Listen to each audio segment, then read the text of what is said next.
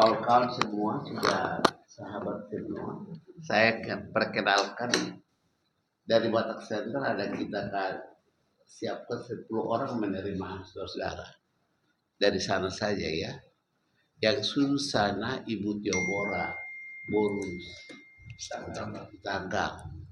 Yang sebelah kirinya Pak Freddy Pantiangan.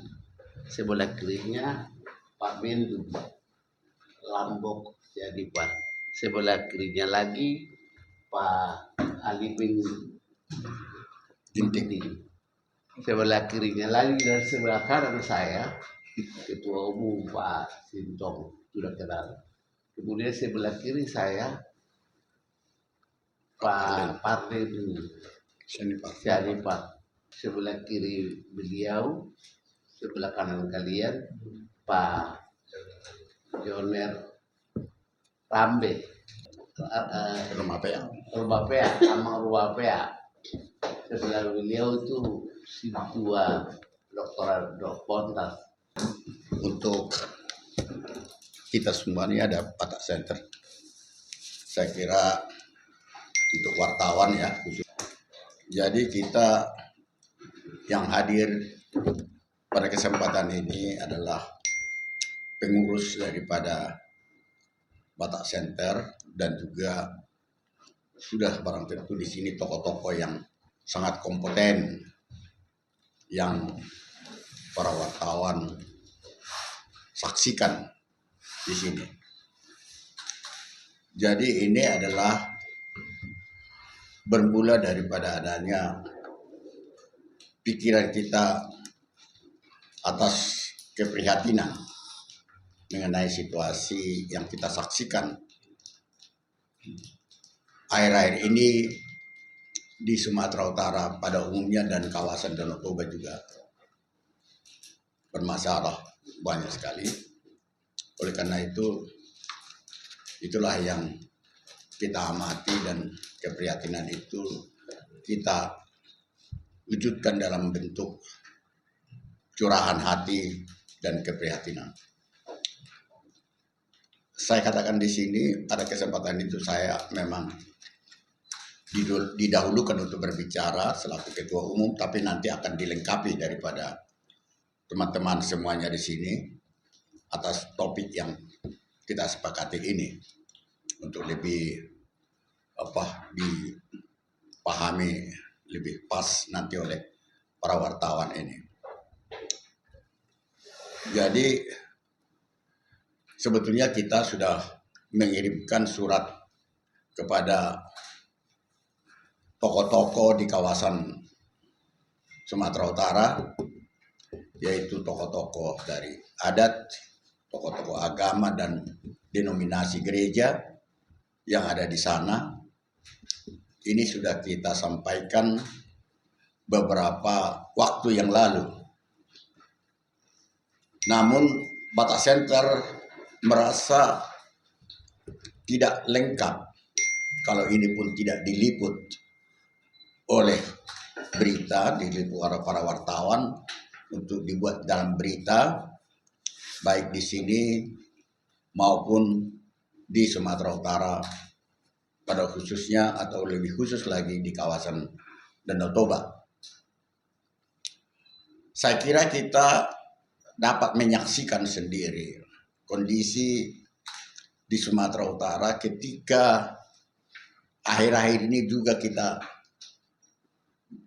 mendapatkan informasi yang terakhir ini dikatakan yang justru yang terbesar di Sumatera Utara.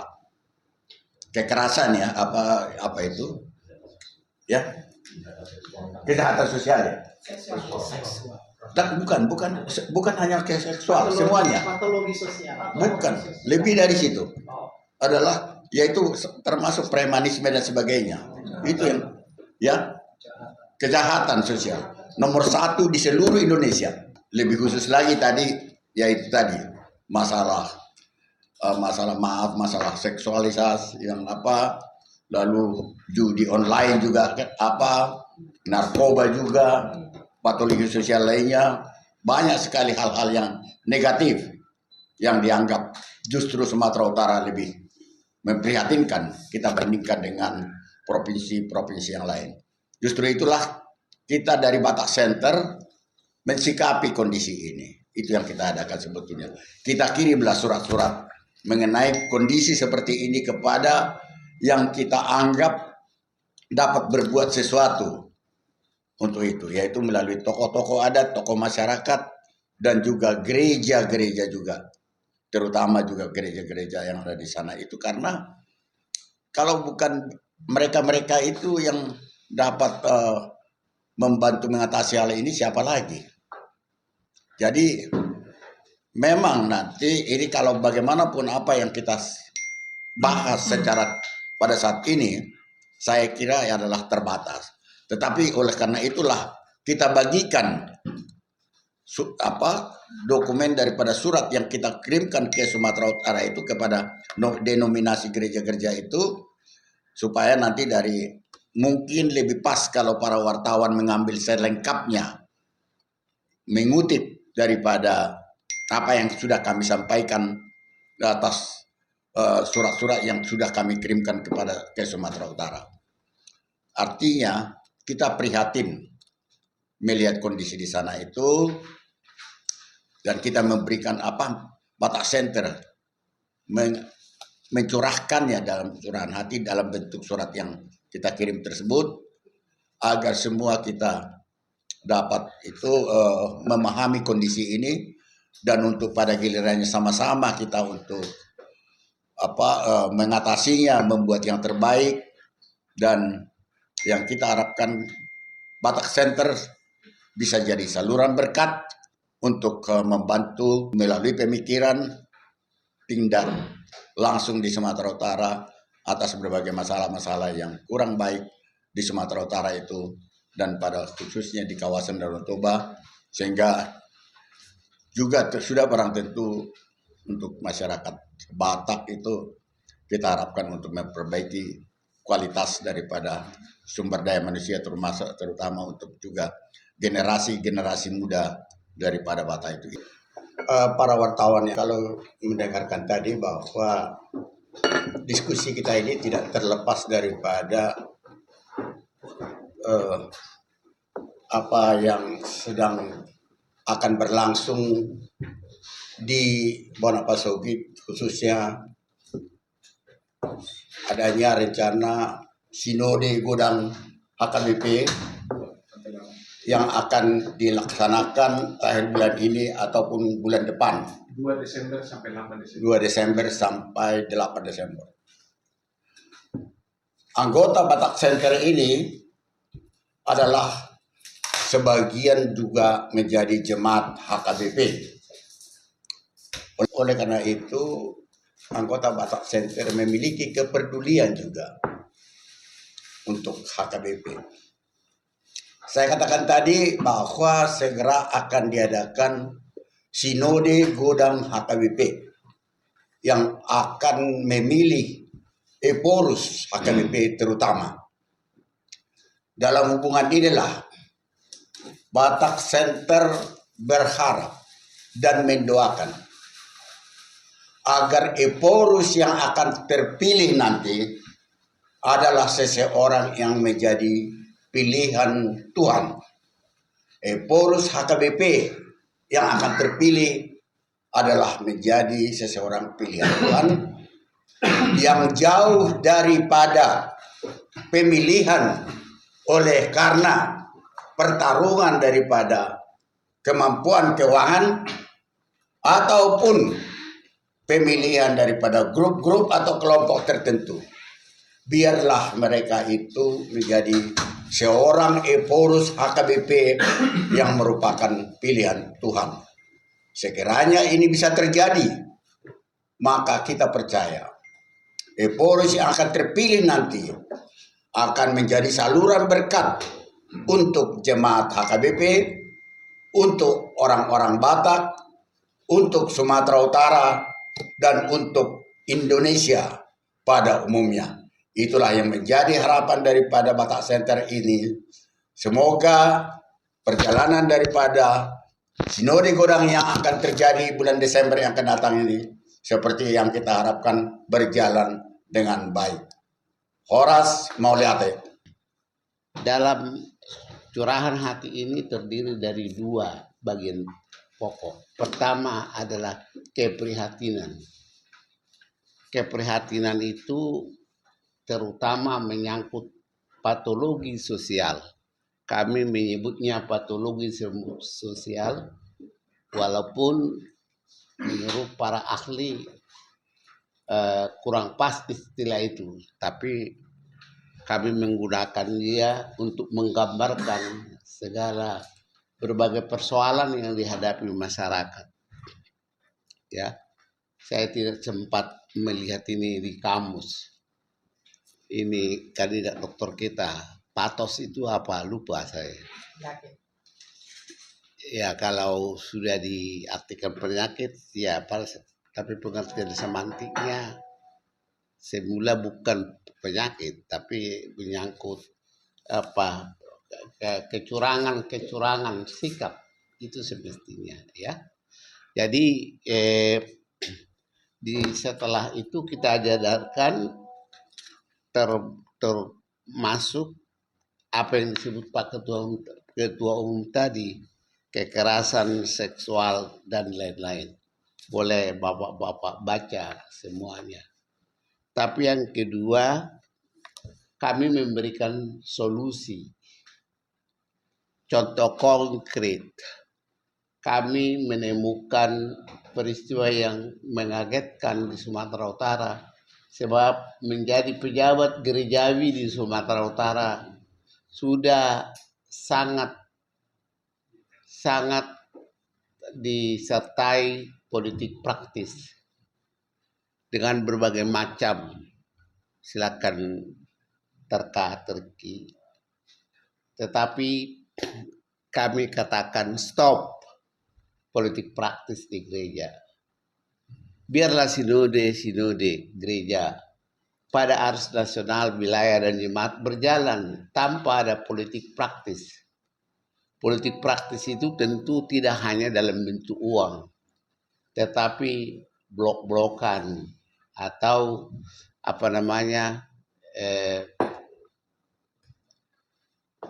itulah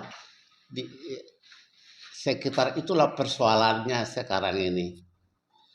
Jadi baik yang sudah melakukan sinode itu rapat HK gereja maupun yang akan datang, supaya meninggalkan cara-cara yang tidak Kristiani secara khusus dan yang bertentangan dengan Pancasila dan Undang-Undang Dasar 1945. Surat dari Batak Center kepada seluruh gereja yang ada di Sumatera Utara, pimpinan gereja. Nah, saya dari segi adat dulu. Nah, kalau kita lihat sekarang ini dengan zaman yang sudah berubah total, yaitu zaman elektronik, generasi muda ini sudah jauh meninggalkan adat istiadat kita. Yang betul-betul habatakun ini anak muda sudah tidak paham lagi. Contohnya partuturon di kita jelas itu salah satu bagian habatakun. Jadi ini saya lihat akan membuat suatu fenomena di masyarakat tidak lagi mengutamakan adab di dalam kehidupan interaksi sosial generasi muda yang ada sekarang ini. Nah, yang akhirnya menuju suatu kehidupan bersosial masyarakat ini tidak terlihat lagi habatakun ini yang begitu indah, begitu baik dalam pergaulan sehari-hari. Misalkan makna seorang panggil tulang itu mereka nggak ngerti apa itu tulang di habatakon. Panggil bere, amang boru, ya ini. Akhirnya apa yang terjadi bila ada pergesekan interaksi sosial di masyarakat, tidak ada lagi nilai-nilai luhur kita itu dilaksanakan. Nah, inilah menurut saya dari segi saya sebagai tokoh adat, pergeseran ini yang perlu ditanggapi semua tokoh-tokoh adat yang ada di Sumatera Utara termasuk orang tua. Yang ya kalau nanti tidak ada perhatian ini, ya kita nggak tahu lagi. Karena informasi yang ada sekarang ini dengan adanya teknologi ini, seluruh dunia ini bisa dilihat anak-anak dari mana saja. Mungkin hanya satu ini seluruh dunia bisa kita lihat kan gitu, dengan kemajuan teknologi. Yang akhirnya cara berpikir anak-anak generasi muda ini pun akan terbawa arus, ya mana yang mereka suka, mana yang mereka kalau kata anak muda demen gitu ya. Artinya mereka akan coba mempraktikkan itu. Yang mana budaya dari luar atau dari mana belum tentu cocok dengan kita Habatakon kita itu sebagai suku Batak. Nah, ini yang menurut saya bagaimana menanggulangi ini agar anak generasi muda yang sekarang dan nanti betul-betul budaya itu dipegang teguh. Nah, saya pernah menyampaikan ke pimpinan di sana, Pak Bupati kami, agar program Habatakon itu diadakan di sekolah SD, SMP supaya mereka paham betul pendidikan itu. Nah, kalau kita gali Habatakon ini begitu indah dan memang beradab dan betul-betul sesuatu budaya yang sangat tinggi menurut saya kalau dibandingkan dengan budaya yang lain. Nah, itu salah satu yang saya amati. Saya dari Tapanuli Selatan, saya lihat di sana anak-anak muda itu tidak peduli lagi dengan adat budaya. Ada sebagian, tapi kebanyakan karena faktor teknologi ini mereka mengerti bahwa budaya orang Batak ini udah kuno, kira-kira begitu. Sudah ketinggalan zaman, tidak sesuai dengan zaman sekarang, kira-kira begitu. Nah, inilah yang kadang-kadang siapa yang peduli terhadap ini kan gitu, dan tidak bisa satu dua orang, harus semua terlibat. Nah, budaya kita dengan agama jelas itu tidak bisa dipisahkan, itu harus saling mendukung. Nah, sekarang agama, dari segi agama pun saya lihat ya fenomena yang ada, saya perhatikan, maaf kata, para pemuka agama pun tidak paham betul apa itu daripada iman yang diyakini dalam prakteknya. Ini dalam prakteknya ya, mengerti tapi prakteknya kurang. Sebagai contoh pemimpin agama ya harusnya memberikan teladan yang baik kepada jemaatnya. Nah, ini perlu mungkin suatu pembicaraan dalam khususnya pemimpin agama ya, apapun denomnya yang ada di sana, supaya betul-betul terinteraksi antara agama dengan adat ini, karena tidak ada pertentangan adat dan agama. Nah, itulah ya fenomena saya. Jadi para pemimpin tokoh, pemimpin agama dari semua denom yang ada itu harus mulailah melihat ke depan bagaimana generasi muda ini supaya betul-betul mereka ya sebagaimana yang kita imani itu ya sesuai perintah agama masing-masing, membuat kebaikan kepada sesama manusia dan menjauhi larangan-larangan yang seperti tadi.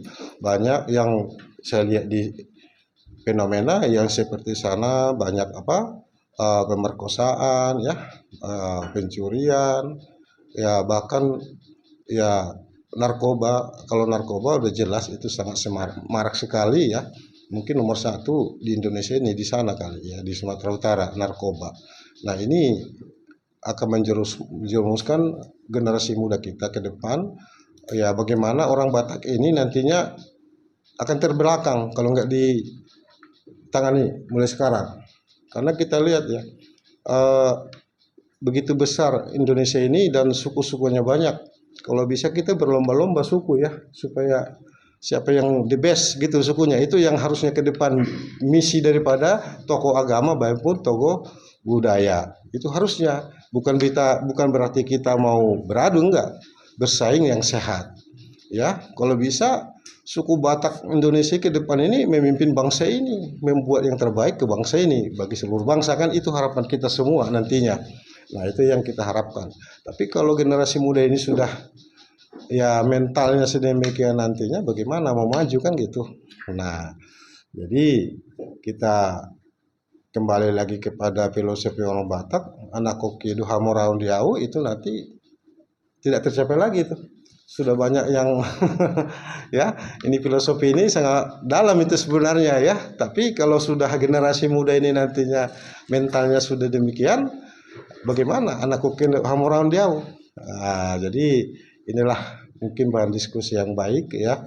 Saya sangat senang agar masukan dari semua nanti bisa merupakan suatu bahan solusi kajian bagi semua yang terkait.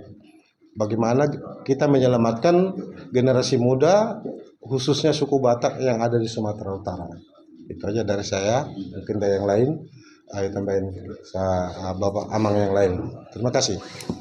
Baik, terima kasih Amang Dr. Jana John.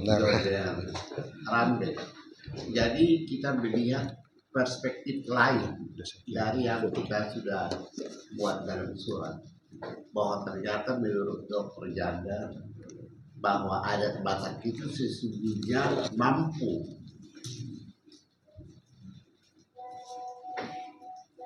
menyelesaikan persoalan-persoalan yang terjadi di Sumatera Utara, paling tidak di kawasan Danau Toba, jika diberdayakan. Betul.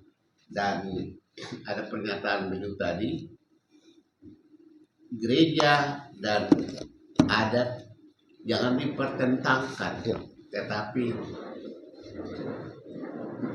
dalam bahasa Batak tolong terjemahkan hujud sama si RRI, masih tumpahan, saling mendukung, saling mengisi, tidak ada seperti dan agama di sebelah sini, tetapi mereka saling mengisi. Itu menurut Dr. Joner. Dalam sekali beliau datang dari perspektif lain, melihat permasalahan di Sumatera Utara, terutama dengan halak Batak, dengan bangsa Batak.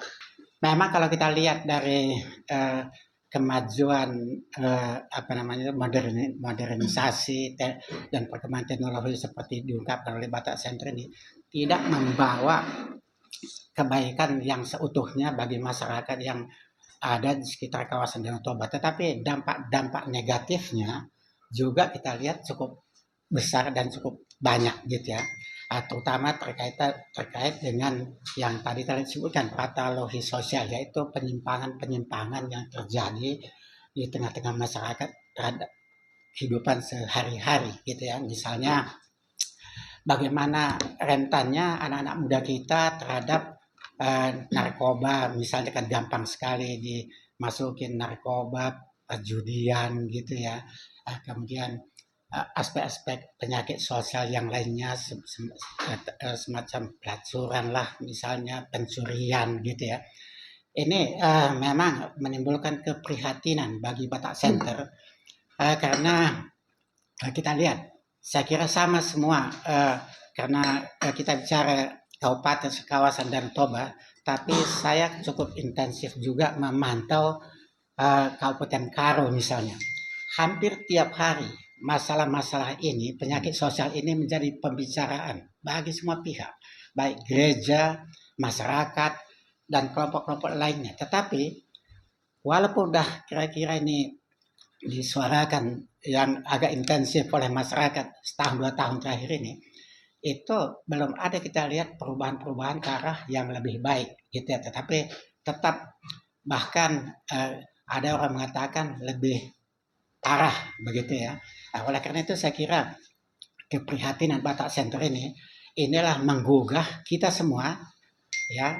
Walaupun kami kirim surat ke gereja, tetapi saya kira kita semua, apakah itu pejabat daerah, masyarakat daerah, entah itu tokoh-tokoh masyarakat, kelompok-kelompok masyarakat ya, dan semuanya itu kayaknya udah perlu mulai memikirkan. Jadi harapan kita keprihatinan yang disampaikan oleh Batak Center pada hari ini bisa menggugah kita semua, siapa saja, dan kita ini perlu menyatukan pikiran untuk menuntaskan ini, karena ternyata pikiran yang sektoral, fraksi-fraksi ataupun yang tidak menyatu, ternyata sampai hari ini tidak mampu untuk menghilangkan ini.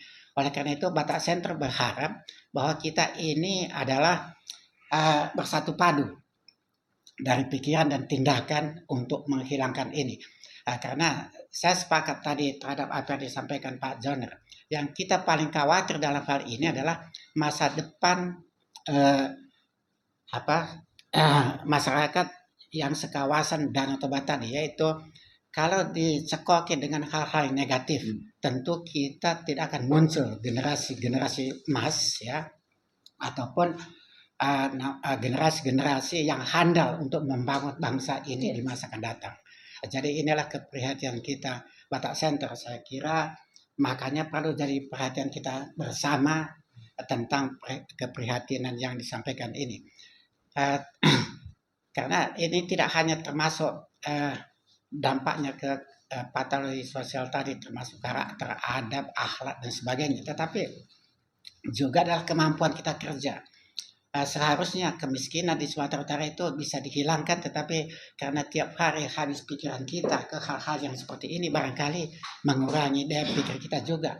Bagaimana kita berbuat untuk mensejahterakan masyarakat ataupun meningkatkan ekonomi masyarakat, terutama melalui UMKM-nya lah misalnya gitu ya. Jadi ini dampaknya sangat luas. Oleh karena itu, marilah kita bersatu padu bersama-sama semua, tidak membedakan apa-apa siapapun. Dan kenapa ini disampaikan ke gereja? Bagi saya itu sangat masuk akal diawali oleh gereja. Kenapa? Karena gereja itu adalah salah satu lembaga yang sangat intensif berkaitan dengan masyarakat. Paling tidak gereja ketemu masyarakat di gereja-gereja itu adalah sekali seminggu ya, berinteraksi. Jadi kita harapkan pesan-pesan yang cukup yang cukup menyentuh hati umat ataupun jemaat itu maunya datang dari gereja-gereja, baik itu pejabat gereja atau pendeta siapa saja pun itu, karena memang kegiatan gereja ini banyak sekali berinteraksi dengan masyarakat dalam sehari-harinya. Saya kira itu yang kami sampaikan. Saya di sini mewakili Dewan Pengawas Batak Center. Nama saya Alimin Ginting. Terima kasih. Ya, Horas Maulete, Amang Ketum, Amang Sekjen dan semua pengawas Bendum dan Bapak yang lain. Selamat siang teman-teman media, mitra Batak Center selalu ya, untuk menyuarakan tentang curahan hati dari Batak Center, apa-apa saja menjadi pemikiran kita, kegelisahan kita, khususnya terhadap kawasan Danau Toba di mana orang Batak berada. Nah, saya sebagai kaum perempuan tentu lebih menyoroti kepada perempuan, pemberdayaan perempuan dan anak-anak. Jadi kalau kita melihat sebagai sebuah bangunan kawasan Danau Toba, orang Batak pada khususnya adalah ibarat rumah, tentu kita ingin membangun seperti apa sih orang Batak yang akan kita jadikan di masa depan, seperti apa itu tergantung kepada pondasinya, mau bertingkat yang seperti apa, karena visi Batak Center tuh selalu menjadikan SDM yang unggul, orang Batak yang unggul. Nah itu pondasinya harus kuat kan. Jadi dari sisi kesehatan kan, dari sisi pendidikannya, dari sisi ekonominya, semua harus dibangun sehingga terjadilah masyarakat SDM Batak yang unggul, yang bisa berkompetisi di situasi global sekarang. Pemikiran kedua adalah bahwa arus globalisasi ini memang tidak bisa kita cegah. Dia sudah mengglobal. Kita orang Batak yang tetap punya kearifan lokal dengan akar-akar budaya, tetapi kita juga bagian dari global society. Jadi kita memang masyarakat global. Tetapi benar seperti apa yang dicurahkan Amang Ketum, Amang Sekjen dan yang lain, bahwa tetap harus ada filter. Dalam hal ini gereja kita anggap adalah para tokoh agama, lembaga gereja. Kita harapkan ini menjadi filter utama selain di keluarga sebagai lembaga pendidikan utama dan pertama yang dialami anak-anak kita. Jadi gereja tidak bisa berdiam diri memang. Nah, di sini kehadiran Batak Center ingin berkolaborasi, menyuarakan, bahkan tidak sekedar menyuarakan. Kita ingin ikut aktif. Kalau diberi ruang untuk kita kita pun mau mengerjakannya. Dengan demikian bisa kita untuk menjawab persoalan-persoalan tadi yang seperti dikatakan Amang Ketum, Amang Sekjen dan Bapak Alimin, Bapak Jona dan sebagainya tadi yang sudah disampaikan. Itulah isu itu bisa kita perbaiki dengan berkolaborasi. Nah, saya baru saja kembali dari perjalanan ke Pakpak Barat, salah satu kabupaten di kawasan Danau Toba, di mana angka stunting di sana masih tinggi, ada di putaran 29%, sementara target pemerintah adalah 14%, jadi masih jauh. Nah, kami menyasar untuk satu kecamatan saja, Kecamatan Salak, 110 anak stunting. Saya sudah datang ke rumah-rumah warga di sana dan melihat sendiri. Jauh dari yang kita harapkan. Bagaimana ini menjadi SDM Batak yang unggul? Di rumah itu sangat sederhana dan maaf ada yang sangat kotor, sanitasi yang tidak memadai, dengan luas rumah yang seadanya. Bagaimanalah anak kita, anak Batak tumbuh? Kita harapkan menjadi pemimpin di Pakpak Barat, di Dairi, di masa depan. Coba, ayo kita turun melihat itu semua. Kami sudah melihatnya sendiri dan kami mengulurkan bantuan meskipun masih kecil, tapi setidaknya kami berusaha menyalakan lilin di sana. Sebagai juga di Batak Center saya pengkaderan untuk pemberdayaan masyarakat ekonomi. PAD Pakpak Barat itu hanya 5 miliar. Bagaimana mereka bisa survive? Kira-kira seperti itu. Nah, disinilah pemikiran gereja, lembaga-lembaga agama, pendidikan, Batak Center, dan lembaga organisasi lainnya. Yuk, kita tumbuhkan UMKM seperti kata Amang tadi, supaya tinggi, tumbuh ekonomi ini. Ini semua banyak isunya juga, penyebabnya apa? Kemiskinan, kan? Kemiskinan itu menjadi akar dari permasalahan ini juga. Kalau coba kita kejahatan seksual, gimana nggak terjadi? Ruangnya di situ-situ aja, bapak, anak, semua tidur di ruangan yang 1, 3 x 4 semua di situ. Coba bagaimana ya? Jadi kira-kira demikian yang situasi yang kita hadapi di kawasan Danau Toba, masih jauh dari yang diharapkan oleh negara-negara yang komitmen pada 2015 17 tujuan SDGs itu. Salah satunya mengentaskan kemiskinan, pendidikan yang layak, sanitasi yang layak, listrik yang terakses semuanya, dan bla bla bla. Itu masih jauh di kawasan Danau Toba. Kita terus berupaya dan kita ingin Batak Center pun ikut di sana. Demikian, Moliate Horas. Kebetulan di waktu itu di Baligi bersama Aris Merdeka Sirait dengan Bupati, kami pergi ke tempat itu. Jadi saya nggak ngerti soal beginian kan. Terus saya dengar di situ peristiwa ini. Wah, saya teringat dulu karena saya dulu SD, SMP saya di Baligi, SMA saya ke Bogor mahasiswa dan bekerja di Departemen Pekerjaan Umum. Jadi nggak ada pikiran yang begini. Setelah saya renungi begini, kok bisa begini ya? Padahal sebenarnya yang saya tahu waktu SD maupun SMP saya yang selalu diberikan oleh ibu saya bahwa orang Batak itu adalah orang yang baik. Ada istilah dulu kalau di sana waktu saya kecil, sisa ada anak, sisa ada buru, ya kan? Jadi anak itu diajar bahwa setiap yang di atas umurnya atau bapak orang lain adalah bapak bersama. Di kampung pun semua menyatakan bahwa sisa ada anak, sisa ada buru. Jadi ada misalkan kenakalan anak orang lain yang di situ, kita bisa negor, bisa juga memukul. Karena kesepakatan anaknya juga, tapi bukan memukul dengan pemikiran bahwa itu benci, bukan. Nah, apalagi ke guru. Nah sekarang saya lihat di Toba itu nggak ada lagi tuh, nggak ada kan. Nah kembali kepada cerita yang tadi, saya berpikir setahu saya diajar mama saya dulu waktu SMP di sana itu orang Batak itu sangat baik terhadap perlakuan dan perhatian terhadap pelecehan. Contohnya apa itu? Saya masih ingat sampai sekarang, petuah katanya kalau orang Batak itu punya inang bau ya. Kalau kita bicara dengan inang bau, katanya nggak boleh lihat inang bau kita ngomong. Dinding itu, saya berbicara dengan dinding, inang bau saya juga berbicara dengan dinding. Artinya kan memang sudah diprediksi rupanya orang Batak itu sensitif terhadap ini. Akhirnya waktu itu kembali ke cerita tadi, kami uruslah ini, korban ini, ternyata dia sudah hamil. Wah, kaget saya kalau hamil. Jadi waktu bertemu dengan orang tuanya, ini saya cerita sedikit, memang ngeri juga. Saya tanya, Iko, kamu Inang kok tahu anakmu hamil? Dari mana kau tahu? Aku bilang kan, saya tadinya nggak tahu, Abang. Jadi kamu tahu dari mana? Rupanya di orang Batak itu begini, ada ibu-ibu mungkin itu buru itu tahu kan, katanya kalau gadis itu labiak, tahu nggak ininya? Nah, kalau tebal katanya itu ada pertanda kemungkinan hamil. Dari situlah ibunya tahu. Jadi tadinya dia nggak tahu bahwa diperkosa sama itonya dan diperkosa dengan suaminya. Pendek kata, ini jadi sudah hamil.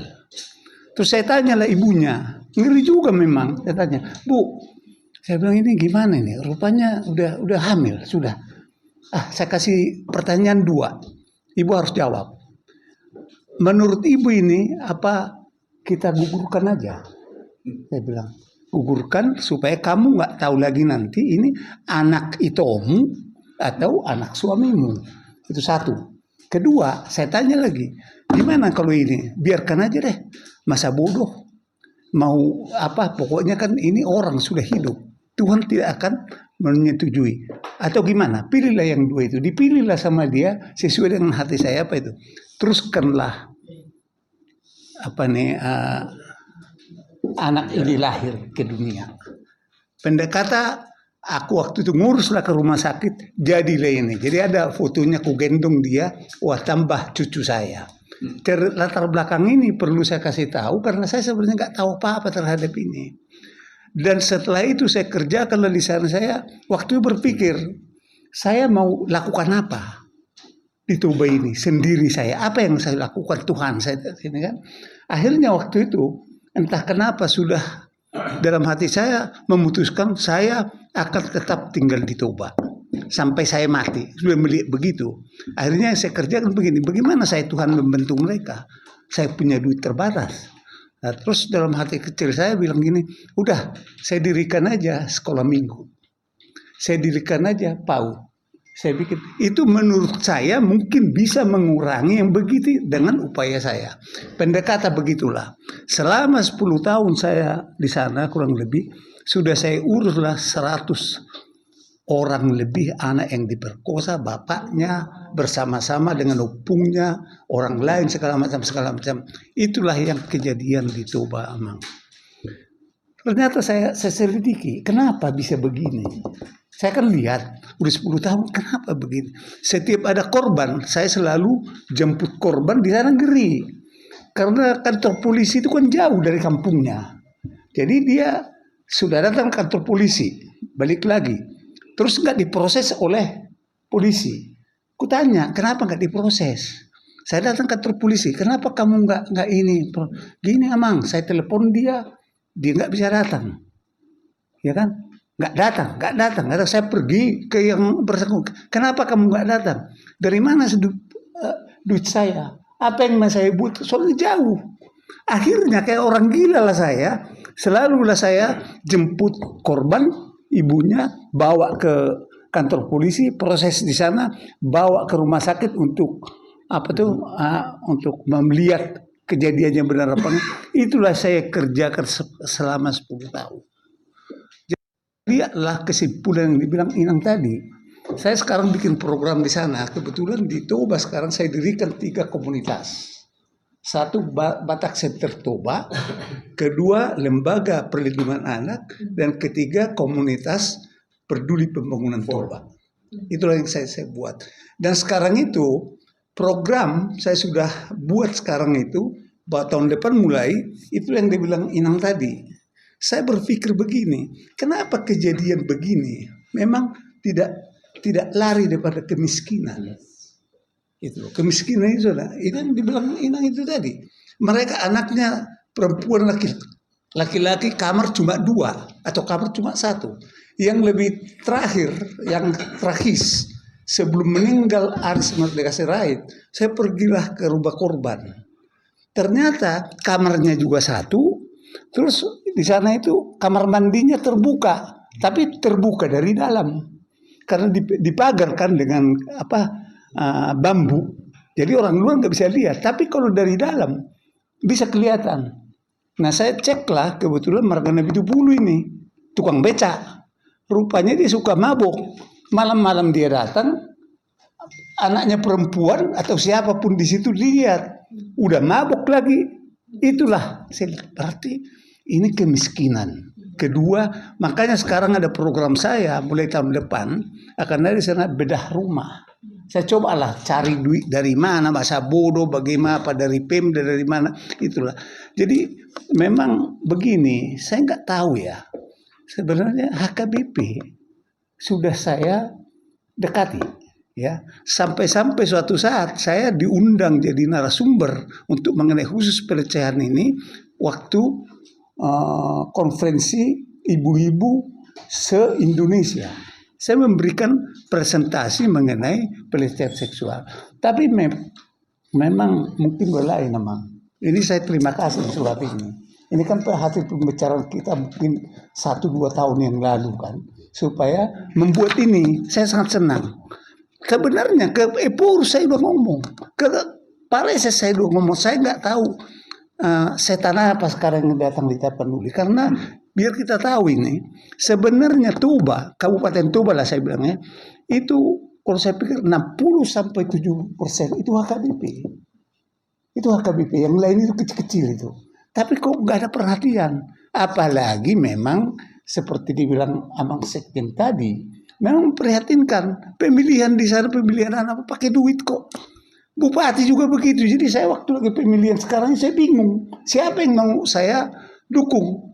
Semua duit. Jadi ya udahlah. Saya pikir yang penting saya dukunglah bupati yang didukung masyarakat. Kalaupun didukung masyarakat secara tidak legal, pakai duit, ya masa bodoh lah. Habis siapa yang mau dipilih lagi? Jadi itulah yang saya pikirin. Terima kasih banyak ini, ya. Jadi cobalah kita, karena memang tenaga saya sudah berkurang sekarang, suara pun sudah berkurang. Tapi memang bukan hanya, ada juga salah satu yang saya lihat teman saya ini, Tambunan, adik saya. Dia kan orang berhasil dari itu, ini. Tapi Kak, ini masih mending. Sering dia datang ke sana karena dia punya ada Batak kan, bagus lah. Tapi banyak perantau-perantau orang Toba yang tidak pernah lihat ke sana, gitu ya. Jadi saya pikir juga ini orang-orang perantau ini, termasuk anda lah. Saya mau tahu, mau cek sekarang. Paling kalau kita bikin rapat kan di Jakarta biasanya kayak gini lah, bagus sih, bukan tidak bagus ini. Tapi harusnya yang begini pun harusnya sekali-sekali kita lakukan di Toba supaya mereka tahu, ya kan? Kita undang mereka. Jadi itulah mungkin banyak yang mau saya cerita. Tapi saya pikir udahlah, artinya dengan ada gerakan ini Amang Ketua, saya sangat salut sekali, dan teman-teman juga di sini. Ada Raja tadi dulu kan, Raja Hasadaun, ya marilah kita bersama-sama.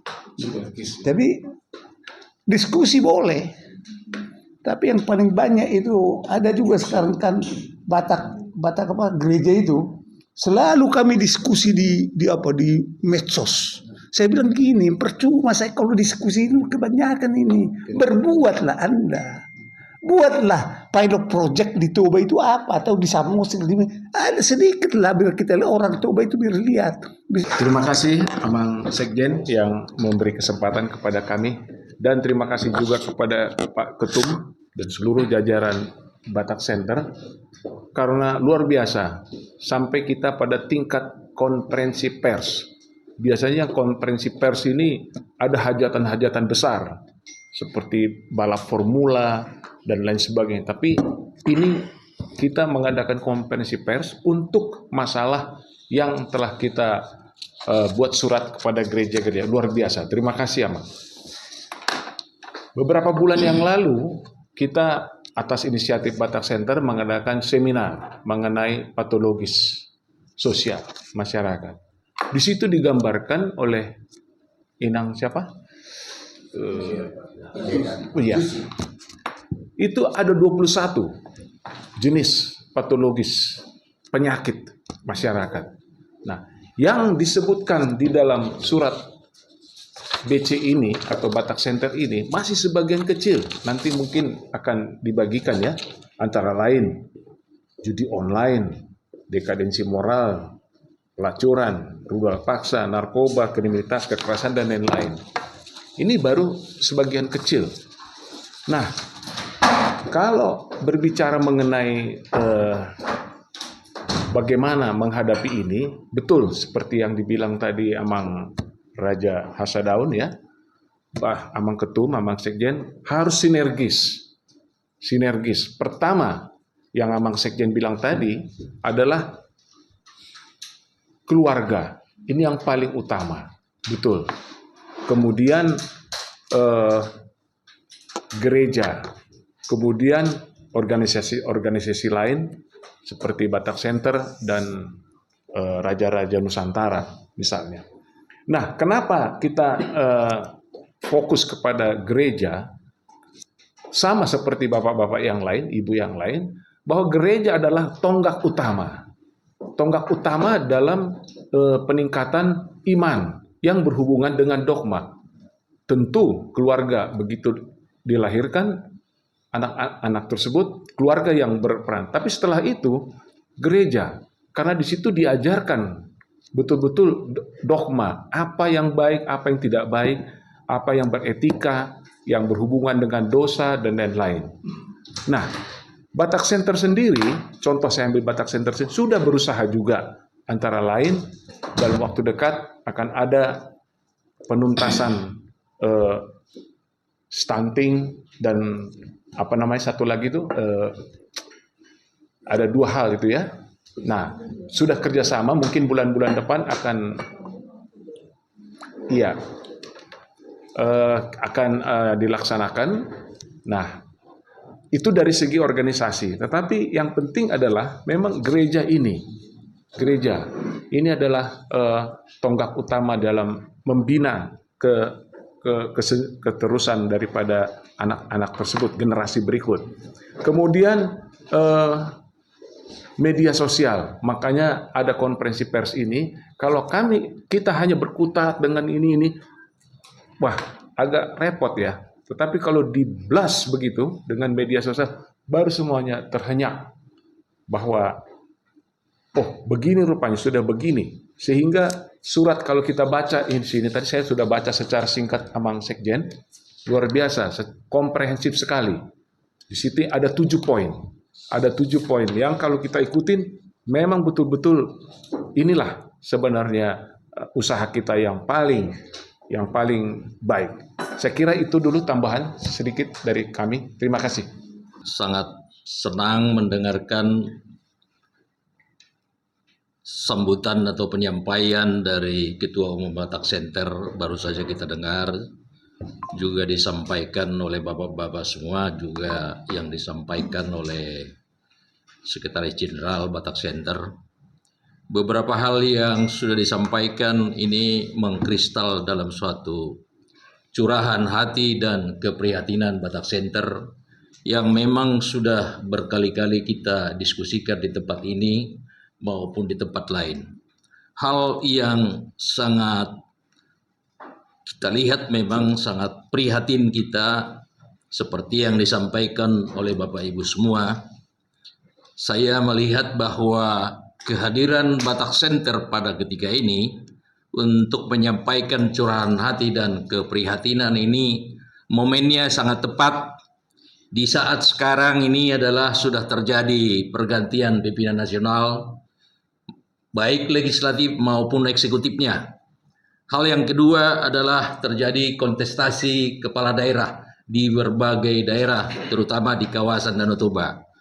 Lalu yang sangat penting juga kita lihat sekarang di bulan-bulan depan akan terjadi pergantian kepemimpinan gereja, terutama di HKBP yang sekarang ini memang sangat banyak kita dengar berbagai masukan-masukan terhadap pemilihan pimpinan gereja. Dan saran yang disampaikan juga menurut kami yang disampaikan di sini sangat tepat. Jangan kita digiring kepada politik praktis. Itulah yang disampaikan oleh forum kita di Batak Center pada hari ini. Lalu kalau saya melihat berbagai hal yang disampaikan tadi, hal yang terjadi adalah adanya dekadensi moral, terjadi kemiskinan yang sangat-sangat luar biasa yang pada masa-masa yang lampau tidak seperti ini. Kemudian yang tidak kalah penting baru disampaikan oleh Sekjen Batak Center barusan adalah nilai-nilai luhur Habatahon itu adalah sangat mundur. Saya boleh memberi testimoni kepada kita semua dan kepada para pemirsa yang lain. Saya kebetulan adalah lahir di kawasan Danau Toba, berasal dari Pulau Samosir. Kalau saya mau cerita pada kunjungan-kunjungan saya pulang kampung selama ini, yang pertama kalau saya berkunjung ke Bonapasogit itu, kerinduan dari bapak-bapak kita yang ada di Bonapasogit atau saudara-saudara kita di sana itu pada masa-masa lampau itu sangat hebat, sangat kental kekerabatan itu. Holong itu masih kelihatan, masih betul-betul merasa rindu kepada kita orang perantau yang pulang kampung. Tetapi terjadi dekadensi moral dan terjadi penurunan nilai-nilai Habatahon itu. Akhir-akhir ini kami berkunjung ke kampung kami Pulau Samosir, bahwa kita berkunjung ke sana tidak lagi seperti masa lampau. Kita dihasiholi kalau kita datang pulang kampung ke kampung. Bahkan mereka hanya berada di suatu kawasan warung-warung lapo yang kalau kita kunjungi ke sana tidak lagi terlihat kasih, tidak terlihat kolong dari orang-orang yang berada di Bonapasogit sama perantau yang datang. Jadi memang fenomena seperti inilah yang membuat kita sangat miris sebenarnya mengapa terjadi seperti ini. Dan kalau boleh saya katakan, ini sebenarnya saya berpikir apa yang terjadi buat bangsa Batak di Bonapasogit. Ini tentunya saya berpikir ini perlu ada satu kajian sebenarnya. Perlu suatu penelitian. Seperti apa? Sudah seperti apakah terjadinya permasalahan bangsa Batak itu di Bonapasogit? Sudah sejauh mana penimpangan itu? Tadi Pak Syaniper yang menjelaskan di kawasan Danau Toba, terutama di Toba, itu sudah luar biasa terjadi kekerasan seksual yang disampaikan itu. Maka kalau saya berpikir posisi Batak Center itu adalah sangat strategis dan punya sumber daya yang cukup. Menurut saya kita harus lakukan kajian, lakukan penelitian. Sudah sejauh mana kerusakan moral di kawasan Danau Toba? Sudah sejauh mana kemiskinan di kawasan Danau Toba? Kalau kemiskinan itu menjadi suatu penyebab dari dekadensi moral, mengapa kita tidak lakukan tindakan-tindakan? Oleh karena itu saya mengajak kepada kita semua, kita lakukan penelitian. Kita pergi ke sana lalu kita simpulkan, kita sarankan kepada seluruh pemerintah daerah maupun pimpinan-pimpinan gereja agar sama-sama kita bisa mencari solusi. Lalu kebijakan apa yang akan kita lakukan supaya dalam melaksanakan mengambil kebijakan itu jangan salah, tentunya harus didasari oleh suatu kajian ilmiah. Itulah yang mau saya sampaikan kepada kita. Saya selaku pribadi siap mendukung kita melakukan kajian ilmiah. Mengapa Danau Toba, kawasan Danau Toba itu terjadi tidak lagi seperti puluhan tahun yang lalu kita lihat di daerah kawasan Danau Toba. Itulah Bapak-Bapak Ibu sekalian, saya sangat mengapresiasi kehadiran Batak Center, terutama di posisi terjadi sekarang ada sesuatu pergantian kepemimpinan baik di lingkungan gereja maupun di lingkungan pemerintahan. Bagi saya ini hal yang berbeda dengan apa yang saya lakukan selama ini.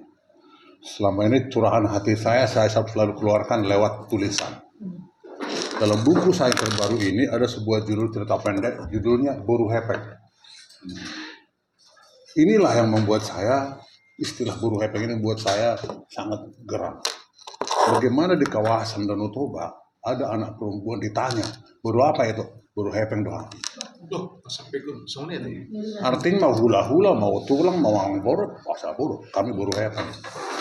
Dan kita tidak tahu apakah orang ini buru Batak atau bukan. Tidak ada penelitian lebih lanjut. Dan ketika dulu saya mau cerita ini dianalisa, ada yang merasa gerah. Sampai saya mendapat telepon Katanya ditanya sama bupati di mana itu kejadian. Saya bilang buktikan bahwa itu tidak ada. Jangan, ini fiktif, ini fiksi. Di sini kita buktikan bahwa sebenarnya fiksi itu adalah kebenaran demi kebenaran yang ditenun sedemikian rupa, dia hanya lalu sajikan seolah-olah itu fiktif. Berbeda dengan yang kita biasa sehari-hari, kebohongan demi kebohongan, sekali seolah-olah itu kebenaran. Itu jadi sangat menyedihkan bahwa di kampung kita yang bukan hanya sekedar hukum dan agama, tapi adat juga penting. Muncul istilah buruh hepeng ini. Itu sangat mengerikan. Mau itu kek, mau apa kek, gak masalah. Nah, kemudian tadi disinggung mengenai kemiskinan. Dulu kita jauh lebih miskin. Bahkan kawasan kita itu cuma kecamatan, sekarang jadi kabupaten. Kenapa terjadi? Saya tidak percaya bahwa itu kemiskinan. Dulu, jadi ini karena perkembangan ya. Jadi industrialisasi itu kan mengubah karakter orang. Jadi individualistis, komersial, kemudian sangat materialistis. Ya. Dulu, bapak-bapak betul dirampok, ibu-ibu di sawah. Dalam bukunya Bung Karno Sarina disebutkan di situ bahwa penindasan yang sudah berlangsung terlalu lama membuat si tertindas itu mencintai cara-cara penindasan itu. Saya agak percaya dengan Bung Karno di buku Sarina, buku lama itu. Itu sebabnya ibu-ibu mau bekerja keras di sawah, banting tulang apapun, jangan sampai suami saya tidak ikut di lapo. Dia merasa ketinggalan kalau suaminya tidak ikut di lapo itu. Nah, bapak-bapak juga tahu diri. Dia di lapo, main judi, main catur, main apapun. Tapi kalau makan, pasti pulang ke rumah. Sangat menghargai istrinya. Saya masih ingat dulu kita bungkus nasi itu indahan di bapak. Kita bungkus. Karena tidak ada bapak-bapak, orang-orang Toba yang makan di lapo. Yang hanya melintas. Kalau dia mau makan enak, kita disuruh beli. Beli rendang, beli saksang, beli soto, beli dua. Tapi makannya di rumah.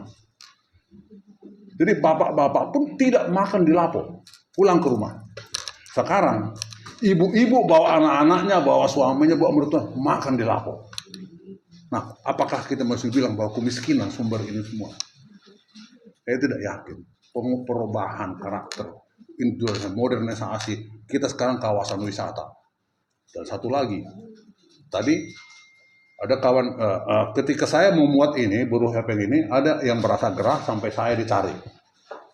Baru-baru ini ada kawan kita dari Balige membuat postingan di media sosial bahwa percakapan dia dengan seseorang aktivis sosial, pendeta kebetulan, mengatakan bahwa sekolah anu 30% siswinya adalah PSK. Tapi tidak ada yang ribut. Gak ada yang mempersoalkan itu. Sehingga kita berpikir, apakah itu benar? 30% siswi itu adalah PSK. Dan dia melayani orang pendatang, supir-supir, dan masyarakat setempat. Nah itu tadi, jangan-jangan itu yang buruh hepeng tadi. Masyarakat setempat gak peduli lagi apa-apa. Jadi penurunan ya dekadensi moral itu tidak semata-mata hanya kemiskinan, tapi juga karena memang sekarang HP ini kan jahat sekali. Sampai kampung-kampung. Dulu kemiskinan kita radio transistor pun nggak punya, aman semua itu. Jadi saya pikir betul tindakan nyata kita harus lakukan. Ya, ini itu jalan tol sampai ke pinggir Danau Toba belum sampai, sudah seperti ini yang kita alami. Nanti begitu jalan tol menembus sampai ke kemana-mana, kerusakannya akan semakin menjadi-jadi. Saya kira itu yang bisa saya sampaikan dulu. Ini perhatian kita, dan kalau Batak Center mengambil posisi untuk memperbaiki ini semua, apalagi ada narasumber yang langsung Pak Kianipar, abang saya di sini nih. Selagi kita masih ada, saya pikir itu penting. Aspire to inspire before you expire.